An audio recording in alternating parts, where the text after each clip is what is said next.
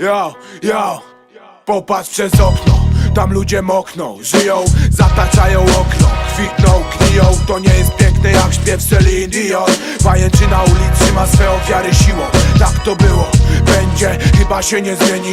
Równi i równiejsi jak bogaci i biedni. Aż po sam zenit rozciąga się ten rejon, gdzie sprawiedliwych tworzy pieniądz. A ty czujesz niemoc, no bo będąc jednym spośród wielu jesteś równy zeru. Żyjesz tu bez celu, jak pierdolony robak.